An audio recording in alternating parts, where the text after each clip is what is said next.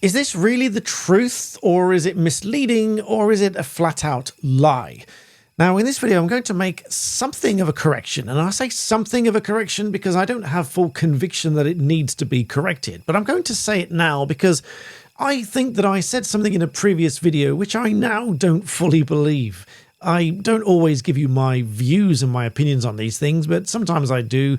But in this particular one, I'm going to show you what it is and then why I think it may have been slightly too trusting in what Keir Starmer said. First of all, let me remind you of what that was, and then I'll tell you why I might make something of a correction. Listen to this first of all. It was, in my view, very clear that this was aimed at working people. I do have a slight issue with the wording here, which I'll come to in a moment.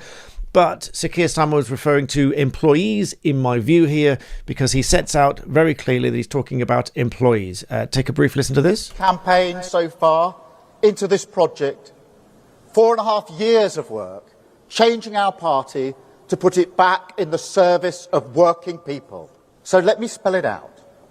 We will not raise income tax. We will not raise national insurance. We will not raise VAT. That is a manifesto commitment.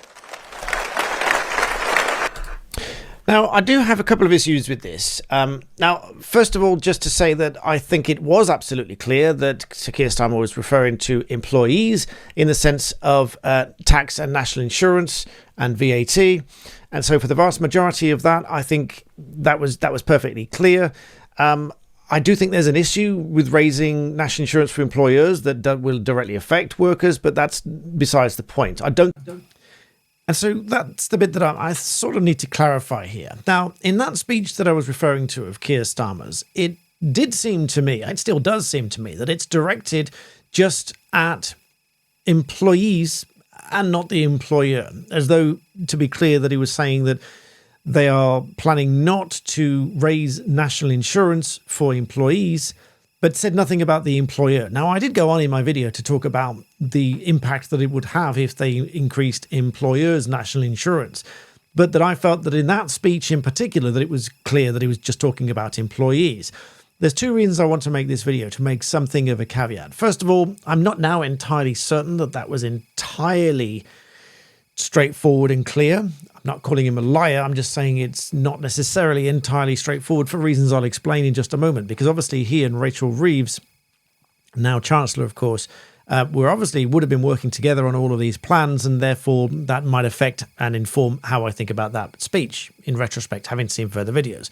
The second bit, of course, is the effect, which I already highlighted, that it might have if national insurance is increased for employers, and the effect that that might have on employees. But first of all, let me give you the reasoning why I now feel that this may need something of a tweaking.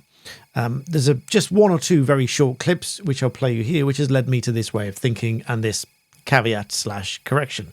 Take a listen to this one. This was 4 months ago. This is an absolutely fundamental point. Would you rule out putting up income tax?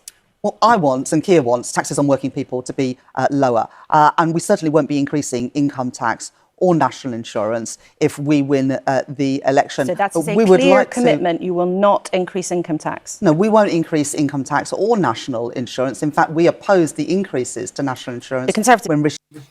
So that's absolutely clear. There's no distinction between employees, employers there. It's absolutely crystal clear. Now, if I play you another clip, broadly similar, this was from October 14th. Listen to this one. The budget, your manifesto says we will not increase national insurance, but you're looking at increasing employers' national insurance. Aren't you breaking a manifesto pledge with that? Well, you've read our manifesto, and in black and white it said we will not increase taxes on working people, and that was national insurance, income tax and VAT. Not employers. That was not in the manifesto, and we will stick to everything in our manifesto, including, for example, capping corporations. So now that is somewhat equivocating on what was previously said.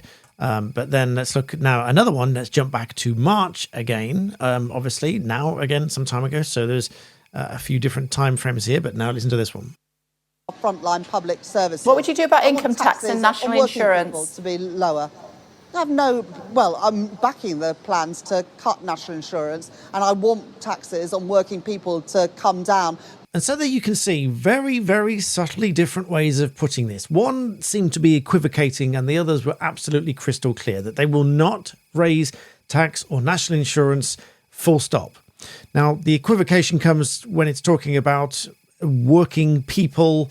I can't agree that employers are not working people, but that's semantics and that's another issue. But not increasing tax or national insurance on employees as opposed to employers does raise another very significant question, and in whether that would itself be breaking their manifesto commitment. And so now I jump to an article from The Telegraph and a quote from Paul Johnson, director of the Institute of Fiscal Studies, who said that in response to this income tax, VAT, national insurance issue, etc., this article talking about what employer national insurance companies, what your company is paying by way of national insurance contributions directly to the government, how much they pay, what could change, what impact this could have on employers if those change, and then will workers' wages be affected?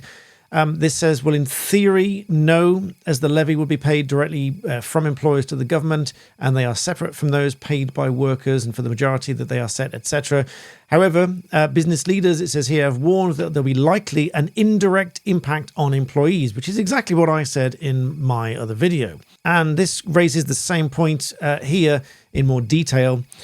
When you're looking at the next round of pay reviews, companies will say, well, our total compensation will go up by X, and a portion of that is now taken up by the national insurance contributions, which means the amount that will raise those salaries is slightly lower.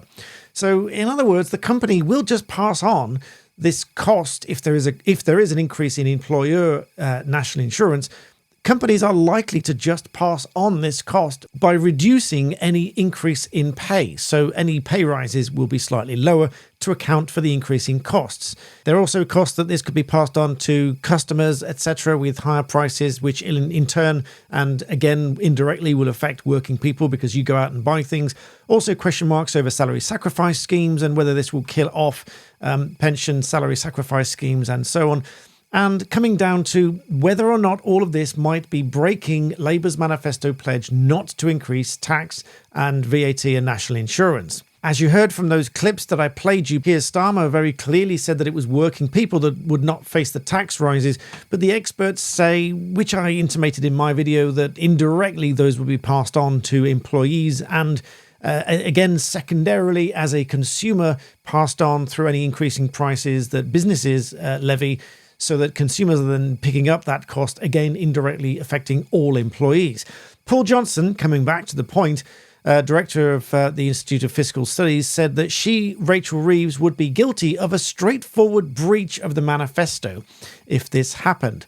However, Rachel Reeves said on Monday that the manifesto was really clear, say that it's working people, and then listed those three taxes paid by working people. And we're going to stick to those manifesto commitments.